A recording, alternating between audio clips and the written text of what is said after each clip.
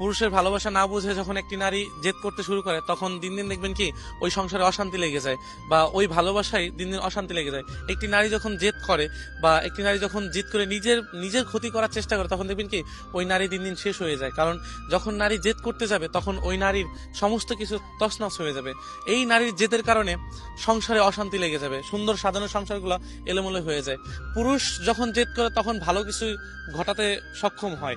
যখন একটি নারী জেদ করে, তখন অনেক কিছু থেকে না, ভালো ভালো জিনিসের থেকেই বিচ্ছিন্ন ঘটে যায়। যেমন ডিভোর্স, ভালোবাসার বিচ্ছেদ, বা সাজানো সংসার, বা সাজানো যে কোনো নারীর জীবনে যত জিনিসগুলো আছে না কেন, যখন নারী জেদ করবে না, তখন এই জিনিসগুলো থেকে না সবকিছু এলোমেলো হয়ে যায়। এই জন্য নারীর জেদ থাকা ভালো, তবে এতটাই জেদ থাকা ভালো না যে জেদের কারণে নারীর সমস্ত সবকিছু নষ্ট হয়ে যায়।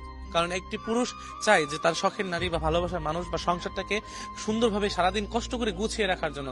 কিন্তু যখন এই নারী না বুঝে, যখন জিদ করে, বা নিজের সাথে নিজে যখন জিদ করে, তখন ওই নারী ধ্বংস হতে সময় লাগে না।